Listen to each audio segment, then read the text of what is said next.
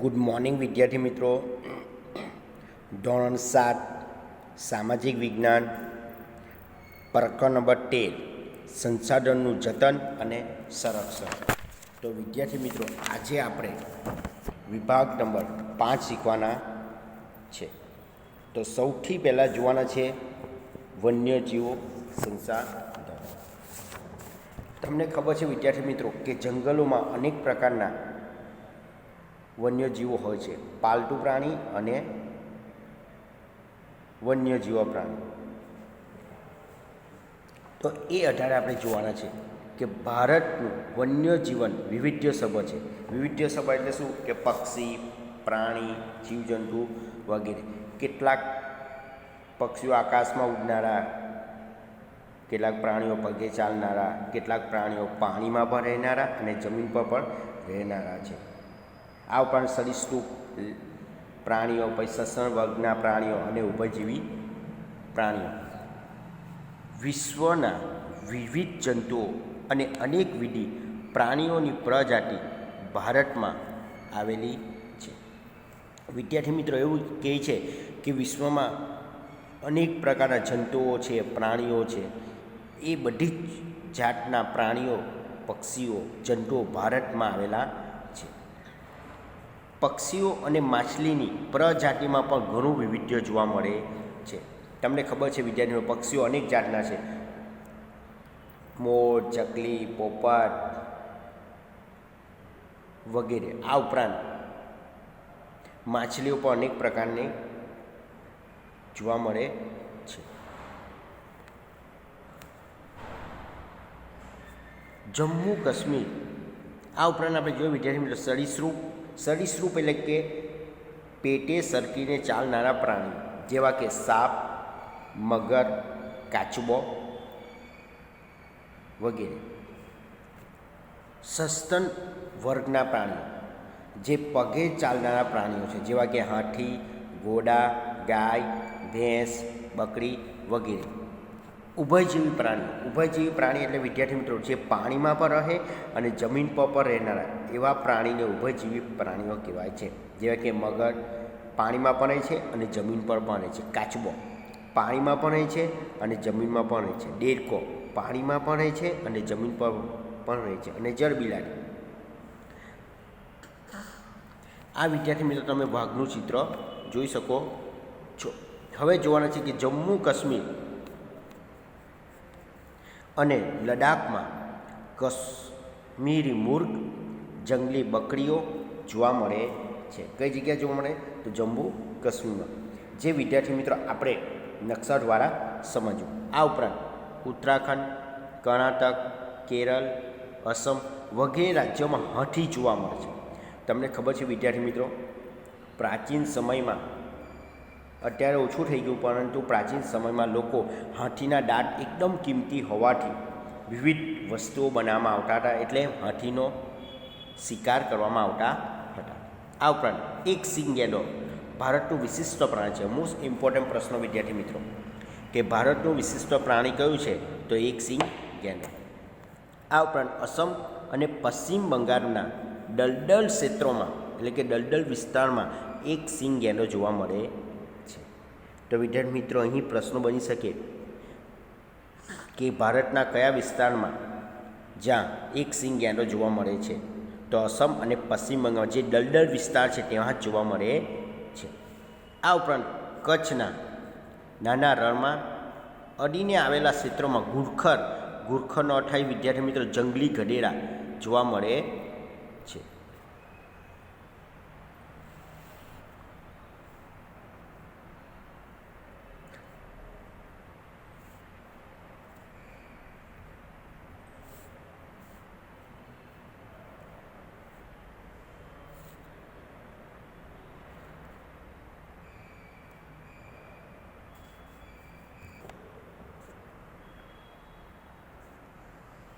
હવે વિદ્યાર્થી મિત્રો આપણે નકશામાં જોઈ શકીએ તો અહીં વિદ્યાર્થી મિત્રો તમે જોઈ શકો છો કે આ જમ્મુ કાશ્મીર છે.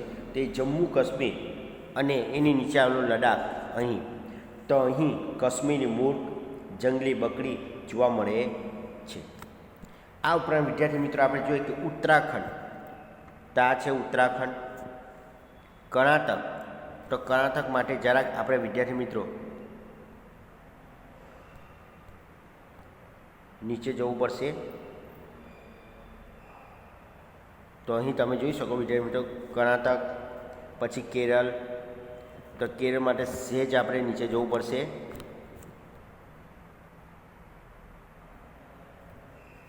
આ કેરળ. અસમ,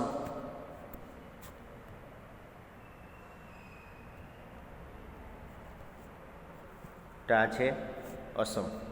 વગેરે રાજ્યોમાં હાથી જોવા મળે. શું જોવા મળે વિદ્યાર્થી મિત્રો? હાથી જોવા મળે છે. હવે એવું કહે છે વિદ્યાર્થી મિત્રો કે ભારતના નકશામાં એક સિંહ ગેંડો ભારતનું વિશિષ્ટ પ્રાણી છે. તે ક્યાં છે? તો અહીં અસમમાં છે. અને બીજે ક્યાં છે? તો પશ્ચિમ બંગાળ. ક્યાં છે? તો પશ્ચિમ બંગાળ. આ બે વિસ્તારમાં વધારે જોવા મળે છે, બાકી કશે જોવા મળતા નથી. એટલે કયા વિસ્તારમાં? જે દલદલ વિસ્તાર છે તે જગ્યાએ. હવે વિદ્યાર્થી મિત્રો આપણે જોવાના છે કે કચ્છના નાના રણમાં, તો વિદ્યાર્થી મિત્રો અહીં કચ્છનું મોટું રણ અને કચ્છનું આ નાનું રણ, તો ત્યાં અડીને આવેલા ગુડખર એટલે કે જંગલી ગધેડા ત્યાં જોવા મળે છે, બાકી કશે જોવા મળતા નથી.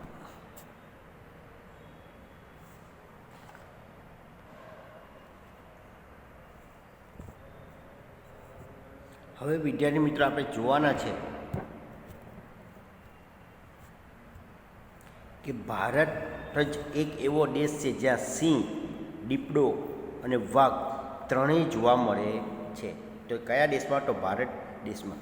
તો અહીં વિદ્યાર્થી મિત્રો આ રીંછનું ચિત્ર જોઈ શકો છો. તો આપણા ભારતમાં પશ્ચિમ બંગાળ, મધ્યપ્રદેશ, મહારાષ્ટ્ર, કર્ણાટક, રાજસ્થાન અને હિમાલયના ક્ષેત્રો વગેરે આ પ્રાણીઓ જોવા મળે છે. કયા કયા? તો સિંહ, દીપડો, વાઘ એક સાથે ફરતા જોવા મળે છે. આ ઉપરાંત રોયલ બેંગોલ ટાઈગર, જે વ્હાઇટ ટાઈગર. કયો ટાઈગર? વ્હાઇટ. આપણે પીળો તો જોઈએ, પરંતુ આ કયો ટાઈગર? White tiger. એ ફક્ત બંગાળનો વાઘ કહેવાય. એ વિશ્વની 8 જાતિમાંનો એક છે. કયો? Royal Bengal tiger. જે પછી આપણે નકશા દ્વારા સમજીએ કે ક્યાં આવેલો છે તે. ડાટા, જેસોર, વિજયનગર, ગુજરાતના ડીડિયાપાડા અને રતન મહાલ વિસ્તારમાં પણ રીંછ જોવા મળે છે.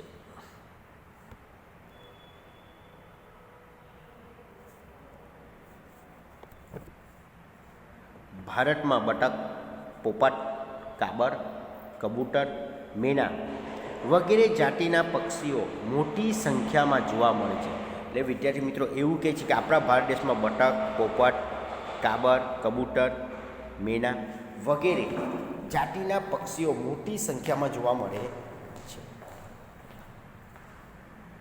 ગુજરાતનું નળ સરોવર. ગુજરાતનું કયું? નળ સરોવર. શિયાળામાં આવતા યાયાવર પક્ષી માટે ખૂબ જ જાણીતું છે. વિદ્યાર્થી મિત્રો અહીં પ્રશ્ન બની શકે છે કે નળ સરોવર કયા પક્ષી માટે જાણીતું છે? તો યાયાવર પક્ષીઓ. શિયાળાની ઋતુ શરૂઆત થઈ એટલે વિદ્યાર્થી મિત્રો આ શિયાળામાં અત્યારે તમે ત્યાં નળ સરોવરમાં જોવા જાઓ છો, અમદાવાદમાં આવેલું છે, તો આ યાયાવર પક્ષીઓ પુષ્કળ જોવા મળે છે. સુરખાબ ગુજરાતનું રાજ્ય પક્ષી છે. આ પ્રશ્ન પૂછી શકાય ખાલી જગ્યામાં કે ગુજરાતનું રાજ્ય પક્ષી કયું? તો ગુજરાત. ને પ્રશ્ન એવો પણ પૂછી શકે વિદ્યાર્થી મિત્રો ગુજરાત ભારતનું રાષ્ટ્ર પક્ષી કયું? તો મોર. હવે વિદ્યાર્થી મિત્રો તમે આ જે ચિત્ર જોવો છો ઘોરાડ, એ ભારતનું સૌથી વજનદાર પક્ષી કયું? તો ઘોરાડ. યાદ રાખજો વિદ્યાર્થી મિત્રો, સૌથી વજનદાર પક્ષી કયું? તો ઘોરાડ. ચાલો, આ ઉપરાંત ભારતના સાગર કિનારે તમને ખબર છે વિદ્યાર્થી મિત્રો, આપણો જે સાગર કિનારો છે 3 બાજુ છે, દરિયો આવેલો છે. અરબ સાગર પશ્ચિમ બાજુ, હિન્દ મહાસાગર ભારતની દક્ષિણ બાજુ અને બંગાળની ખાડી જે પૂર્વ બાજુ. એમ ત્રણેય બાજુ દરિયા કિનારે કારણે ત્યાં મેક્રલ, ઝીંગા, બુમલા, શાર્ક, ડોલ્ફિન સાલ્મન વગેરે પ્રજાતિની માછલીઓ જોવા મળે છે. તમે જો ને 5000 કરતાં પણ વધારે જાતિની માછલીઓ આપણા દરિયામાં મળી આવી છે. ભારતના વિવિધ પ્રકારના હરણ સાપની અનેક પ્રજાતિઓ પણ જોવા મળે છે. ક્યાં આગળ? તો ભારતમાં હિમાલયના શીત વનોમાં લાલ પાંડા જોવા મળે છે. મોસ્ટ ઇમ્પોર્ટન્ટ ખાલી જગ્યા હિમાલયના શીત એટલે કે ઠંડા વિસ્તારમાં કયા પ્રાણી જોવા મળે? તો કયા? લાલ પાંડા. તો વિદ્યાર્થી મિત્રો આપણે નકશો દ્વારા સમજીએ.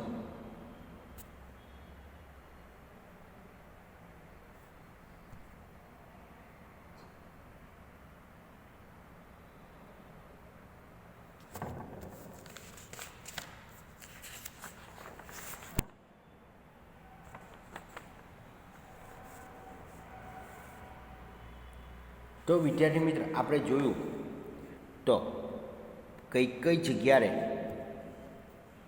આ સિંહ, દીપડો, વાઘ જોવા મળે. તો સૌથી પહેલાં જોવાના છે તો સિંહ ગુજરાતના ગીરના જંગલ. તો વિદ્યાર્થી મિત્રો અહીંયા આપેલું છે ગીરનું જંગલ. શું છે આ ગીરનું જંગલ? ત્યાં આગળ સિંહ જોવા મળે છે. આ ઉપરાંત એવું કહે છે કે વાઘ ક્યાં જોવા મળે? તો વાઘ પશ્ચિમ બંગાળ. તો આ છે પશ્ચિમ બંગાળ. મધ્યપ્રદેશ, આ છે મધ્યપ્રદેશ. મહારાષ્ટ્ર, આ છે મહારાષ્ટ્ર. કર્ણાટક. તો વિદ્યાર્થી મિત્રો એના માટે સહેજ નીચે બાજુ આપણે જવું પડશે.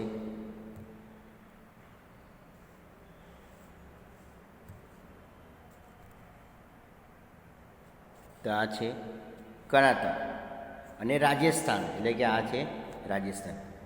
અને હિમાલય પ્રદેશ. તો વિદ્યાર્થી મિત્ર આ હિમાલય પ્રદેશ છે. તેવા વિસ્તારમાં રોયલ બેંગલ એટલે કે વ્હાઇટ ટાઈગર જોવા મળે છે. આ ઉપરાંત વિદ્યાર્થી મિત્રો જેસોર એટલે કે રાજસ્થાનમાં આવેલ છે. વિજયનગર હૈદરાબાદમાં આવેલ છે. ગુજરાતના જે ડેડિયાપાડા, રતનમહાલ જ્યાં રીંછ જોવા મળે છે.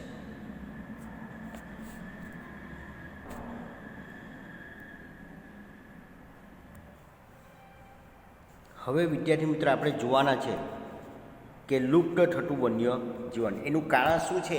કે પ્રાણીઓ જંગલમાંથી જોવા મળતા નથી. તો ગુજરાતના જંગલોમાંથી વાઘ અને ભારતના જંગલોમાંથી ચિત્તો લુપ્ત થઈ ગયેલું છે. મોસ્ટ ઇમ્પોર્ટન્ટ પ્રશ્ન કે ગુજરાતના જંગલમાંથી કયું પ્રાણી લુપ્ત થઈ ગયું છે? જોવા મળતા નથી.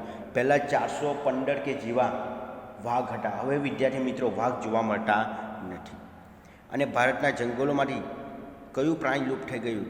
તો ચિત્તો લુપ્ત થઈ ગયું. અને ગુજરાતમાંથી વાઘ જોવા મળતા નથી. જોવા મળે તો ક્યાં આગળ? પ્રાણી સંગ્રહાલયમાં જોવા મળે છે. કેટલાક પક્ષીઓ જેમાં કે ચકલી, ગીધ, સિરસ, ઘુવડ, ઘોરાડ અને ઘડિયાળ એટલે કે મગર, ગંગીય ડોલ્ફિન જેવા પ્રાણીઓ પણ લુપ્ત થવાને આરે આવી ગયા છે. તમને ખબર છે વિદ્યાર્થી મિત્રો કે જે આદિવાસીઓ છે, જે અમુક જાતિના લોકો આ ચકલી, ગીધ, સારસ, ઘુવડ, ઘોરાડ, ઘડિયાળ એનું શું કરે?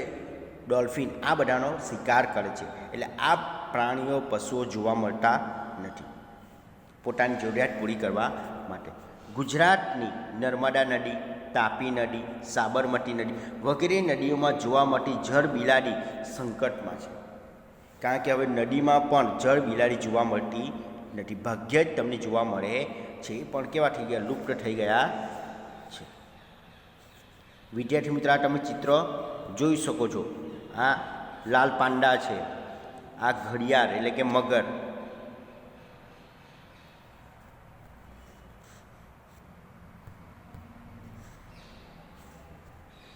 આ વિદ્યાર્થી મિત્રો ડોલ્ફિન અને આ જળ બિલાડી.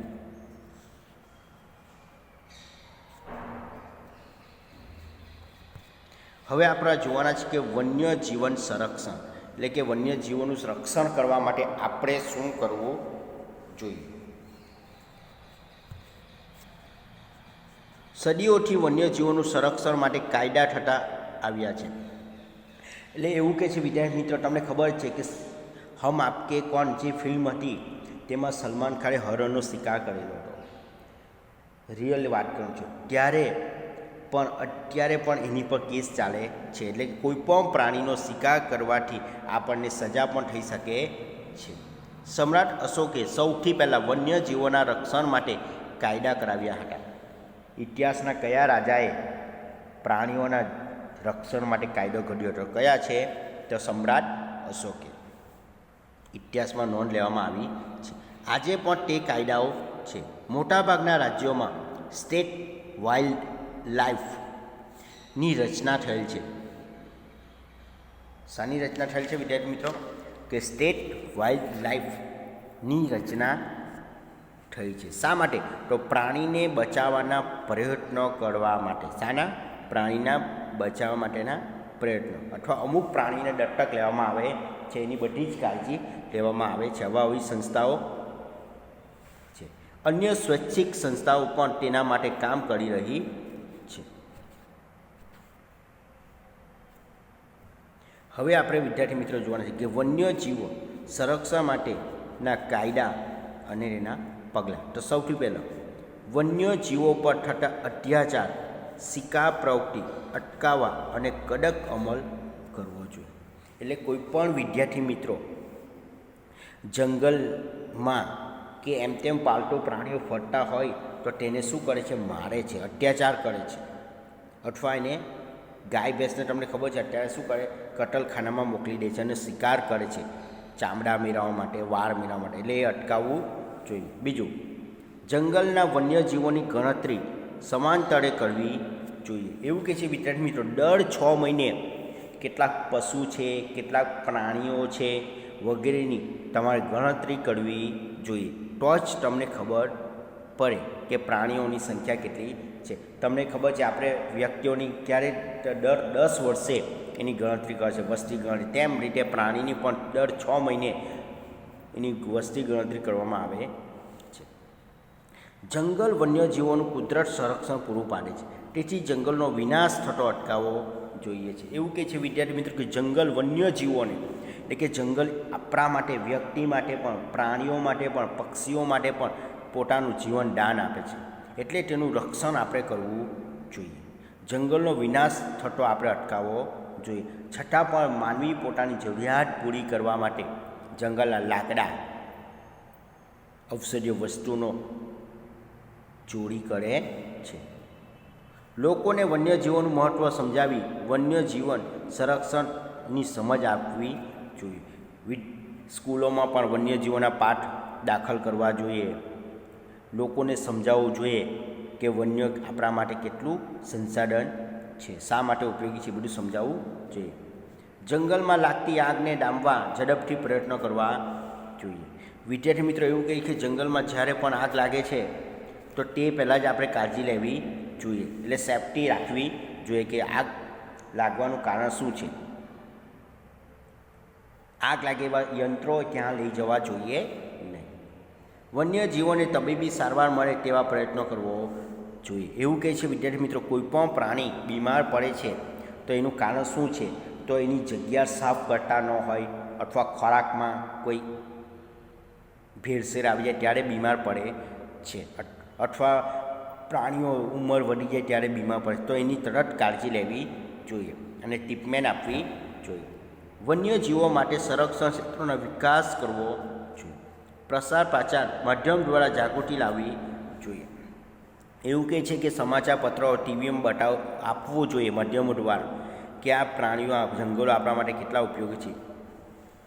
એવી વન્યજીવ સંશોધન, વન્યજીવોની જરૂરિયાત જેવી કે પાણી, ખોરાક, કુદરતી આવાસ ખુલ્લા પૂરતા પ્રમાણ મળે તેવી વ્યવસ્થા ગોઠવવી જોઈએ. એવું કહે છે વિદ્યાર્થી મિત્રો, કોઈ પણ જગ્યાએ પશુ પ્રાણીઓ વન્યજીવો રહે છે તો તેની ચોખ્ખું પાણી, સારામાં સારો ખોરાક, કુદરતી હવા મળી રહે એવા વિસ્તારમાં રાખવી જોઈએ અને વ્યવસ્થા ગોઠવવી જોઈએ.